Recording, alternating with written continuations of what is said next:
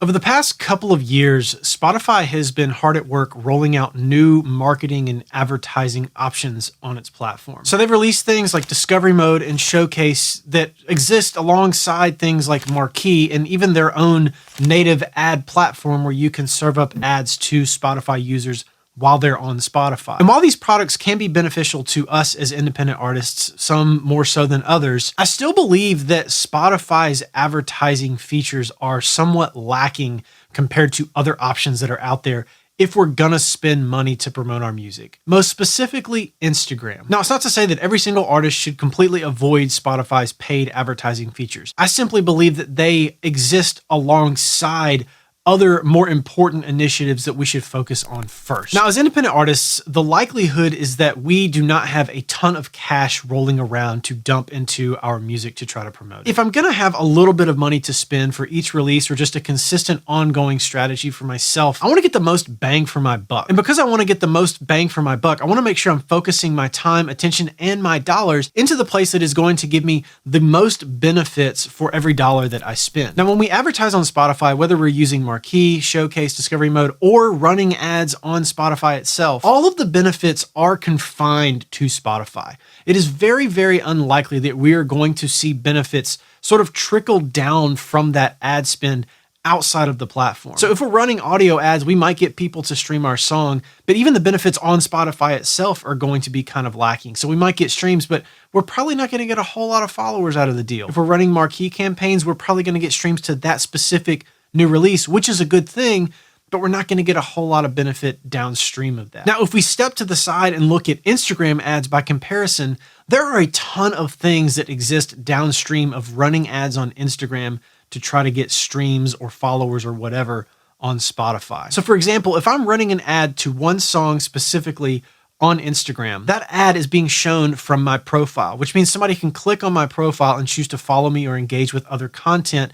on my profile on Instagram. So that's one thing that's downstream of an ad that is pushing people to Spotify. Now, if I'm running a conversion ad specifically, I can drop multiple options on that landing page as well. So I'm going to get listeners to other places like Apple Music and Deezer and YouTube and stuff like that. And even if I don't add all of those options on a landing page, all of that stuff still will grow sort of in conjunction with targeting people to listen to music on Spotify. People are going to listen to music where they want to listen to music. So if they see a song on Instagram that they like and they're not a Spotify user, even if that ad is for Spotify, they're going to find that song on a different platform like Apple Music or like YouTube Music. And on top of growth on Instagram, on Spotify, and other streaming platforms, I personally have seen growth across other social channels as a result of running simple ads to drive listeners to my music on Spotify. And I've seen this with a ton of artists that I've worked with as well. There's almost zero chance that we're going to see any discernible impact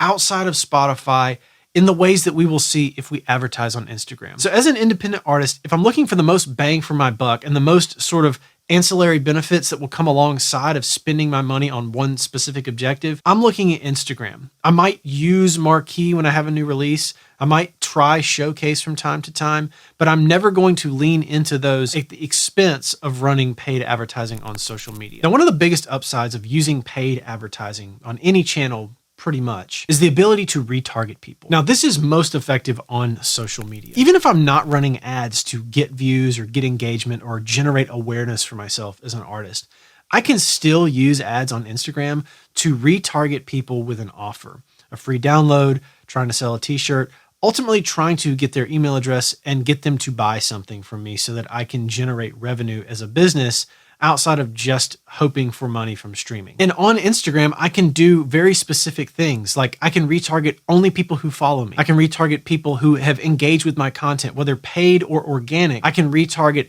anybody who has engaged with any content ever, including followers and non-followers, and try to retarget them with an offer. Now on the Spotify side, there are some retargeting options available. Yes.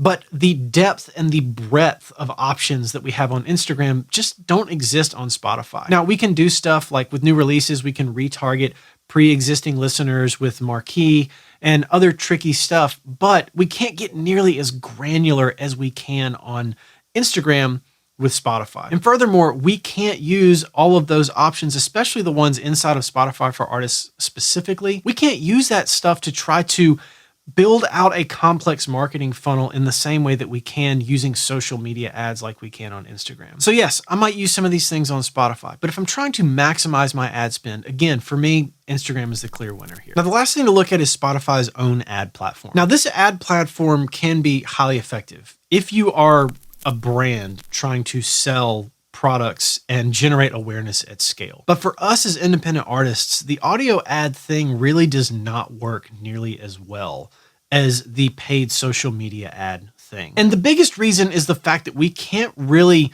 monitor or defend against bad traffic on Spotify itself with their ad platform. By definition, ads on Spotify are served up to people who are not paying for an account. It's free to create an account on Spotify. And in exchange for having a free account, you get served up ads. Now, I'm a premium user, which means I never hear ads on Spotify. I started out as a premium user. I have literally never heard an audio ad on Spotify in my entire life. Because it is free to create a Spotify account, it is quite simple to set up some sort of bot network to generate streams and follows for artists at scale so that you can monetize that. This is a tremendous problem in the world of music streaming.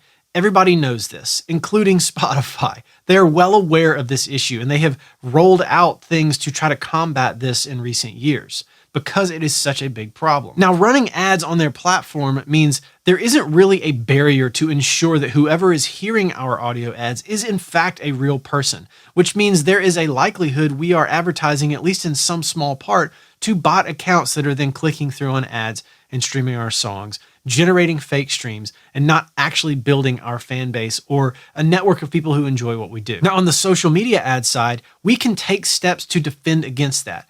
Yes, bots are a problem on Facebook and Instagram ads as well. They're a problem everywhere across the internet. It's just a thing. I don't have all the answers on that.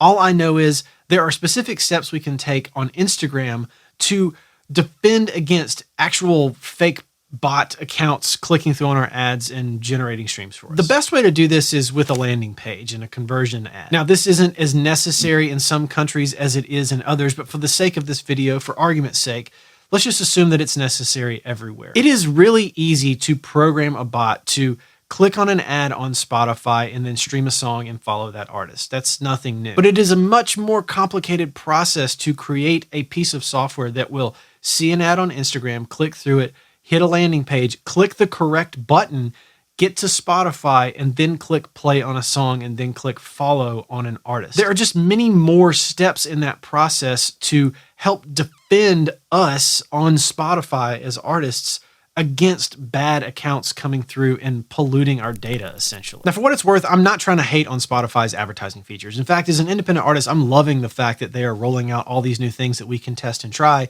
to help us build momentum on the platform. I guess I simply wish there were a way for us to pull people off of the platform like we can with Instagram ads, especially inside of Spotify for artists rather than through their audio ad platform, and do that in a way that is more competitive with social media ads. Until that happens, I'm definitely leaning more into Instagram. Now, if you enjoyed this video and you want to go deeper with more topics just like this every single week, then I hope you'll subscribe to my newsletter, The One Thing. Every Tuesday, I send out one thing that I am either thinking about or testing for myself to succeed as an independent artist. So if you want to sign up for that, I'll leave a link in the description of this video.